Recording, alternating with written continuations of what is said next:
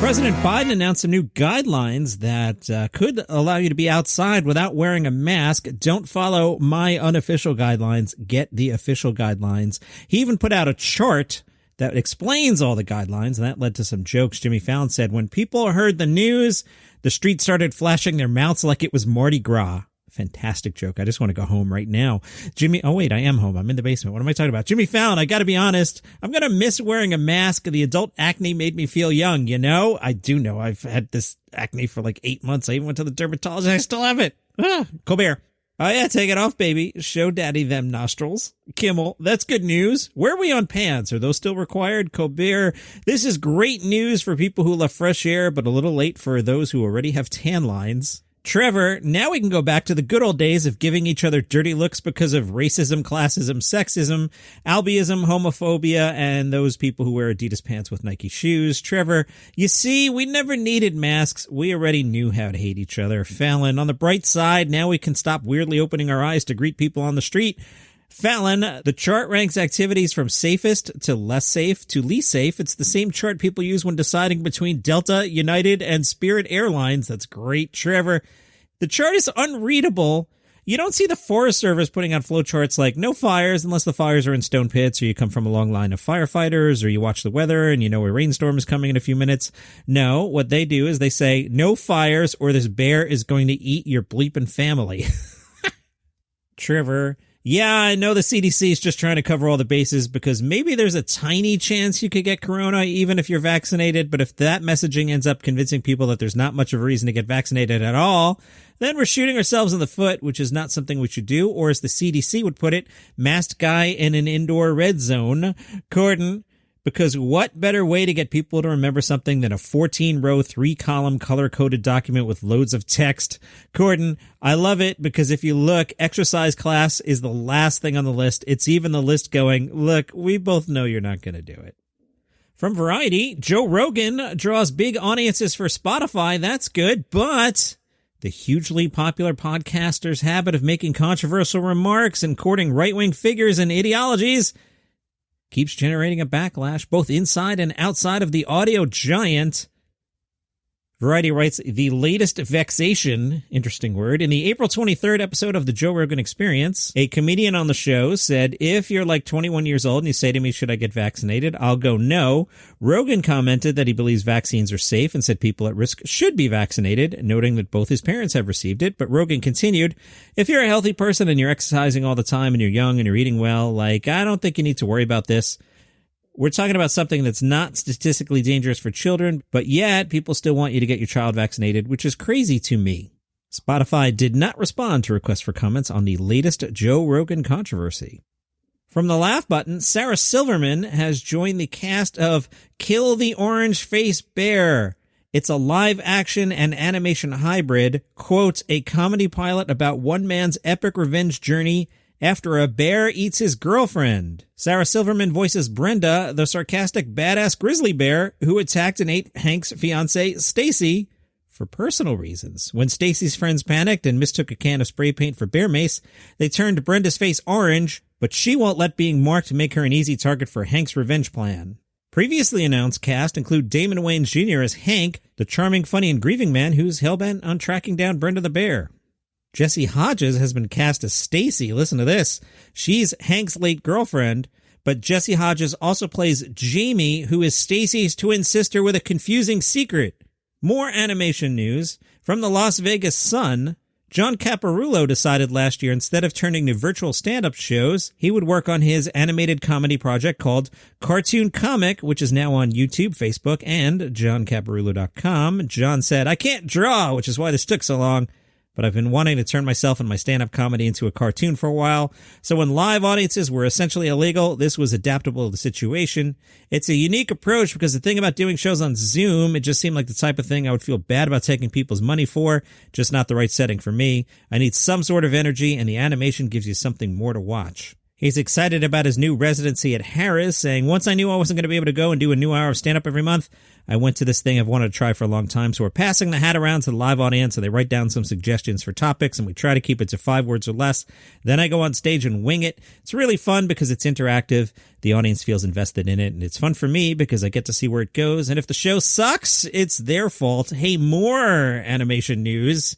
From the laugh button, the Flintstones is coming back for some reason. Fox is developing a sequel to the Flintstones. This one is called Bedrock. It follows the Flintstone family 2 decades after the original, with Fred on the brink of retirement and 20-something Pebbles embarking on her own career. As the Stone Age gives way to a shiny, enlightened new Bronze Age, the residents of Bedrock will find this evolution harder than a swing from Bam Bam's club. Are we really doing woke Flintstones? Please don't. Stephen Colbert has said that it's been much harder without an audience. There's some vital performance adrenaline spark that's missing. I'm much more likely to mess up and have to retake something, lose the rhythm of a joke, or even just misread the prompter. He likes having his wife Evie in the room. It gives me enormous joy when I hear her laugh. I wanted something intimate with the audience, and that intimacy and the genuine happy laugh that comes with joking around with Evie is something that I'd always thought if I could do that, I'll make it, because that'll be something special. So that's some Stephen Colbert news. Keep that in mind. I also have Jimmy Kimmel news. Jimmy is one of the producers on a new ESPN film called Once Upon a Time in Queens, a 4-part series on the 1986 Mets. That is so in my wheelhouse.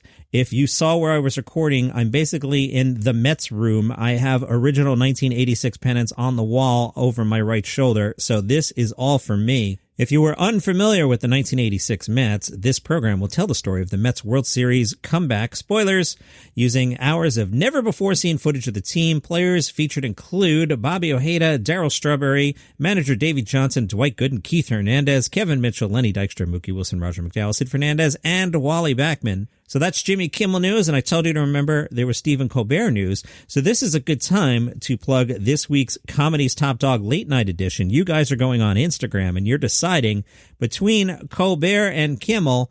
I have to tally these votes, but just doing it skimming it, it's pretty close. So you want to jump in here. You want to go to Instagram at Daily Comedy News and tell me who should win this week. Is it Stephen Colbert or Jimmy Kimmel? And you want to write something funny in the comments because that gives me something to say. Lori did that and wrote, "It pains me, but it has to be Jimmy. I loved Colbert until the Trump era, and although I'm not a Trump fan, I felt he had an agenda and became more mean and personal than funny." Lori also realized I am Sea Gypsy, or as I call her, Sea Guy Spy. Turns out she logged into her phone, and that was a username she'd used on a game a million years ago. Anyway, thank you, Sea Gypsy. And Sea Gypsy had logged in to buymeacoffee.com/dailycomedynews, which, if you like the program, is a great way to support the show. You can hit the tip jar for $5. I will take your money and buy a large iced coffee, although I apparently forgot to bring it down to the studio today, which means it's upstairs melting. Also, I noticed this morning at the donuts chain, they've got new coconut products. Now, I always like trying the new products because maybe they're awesome. But there's a risk there. If I just get a large iced coffee with caramel and milk, I know what I'm getting. If I go off menu and start getting coconut stuff, pretty risky. But maybe you could support my experimentation at buymeacoffee.com/dailycomedynews. You can also do a recurring payment. It'll just ding your account once a month. That's the equivalent of subscribing to the show, which is a new trendy thing happening in the podcast. But let's not bog down in that. By now, you've listened to yesterday's episode, and you found out that that grenade-looking thing was indeed a sex toy. Lane Spurkus had guessed that it was a failed 3D printout of SpongeBob's house. Nope, it was a sex toy. Elaine also suggested maybe it was a survivalist chic container for beard oil. Nope, it was a sex toy. Sea Gypsy thought it might be Manly Man cologne. Nope, it was a sex toy. And boy, I just screwed up the flow of the show because I just riffed 3 sex toy jokes in a row, and now I have to switch into comedian Carl LeBove passed away last week. Awkward segue. Carl was an original founding member of the Outlaws of Comedy. He began his comedy career at age 19. His best friend back then, and until the day he died, Sam Kinison. The comic quoted comedian Mike Binder, who said, when Carl and Sam came out from Texas, Carl LeBove was the funnier of the two. Over the years, the relationship between Sam and Carl got complicated. Fasten your seatbelts, you're not ready for this. Over the years, Carl came to terms with the fact that his child might probably be Sam Kinison's. LeBove said, I think in that moment, even though I haven't admitted it in many years, I think I forgave him for all the things he did to me. You know, I found out he fathered my daughter after he was dead, So he was having an affair behind my back with my wife, and I knew he was doing it with other people, but I didn't think he was going to F me over, but he did. I'm lucky I got here. I got to learn how to forgive myself of all things. I got to make things right. If you want to hear some Carl LaBove, I'm going to play him on next week's weekly comedy thing. That's the show I host on the Live by Live app. That episode will go live on Sunday morning, and I'm planning on playing Carl and Sam back to back. That is your comedy news for today. You can follow the show on Spotify. You can follow the show on Apple Podcasts. You can follow the show on Google Podcasts. Or, you know what? Wherever you want to follow the show, follow the show. I don't plug my Twitters enough. At DCN Pod is the one for the show. At McD Radio, at MCD Radio is my personal one. There's a Facebook page and stuff, but lately Instagram seems to be the place to be. Instagram at Daily Comedy News. Post something or react to one of my posts. Love reading your comments. Love building a community around the show. See you tomorrow.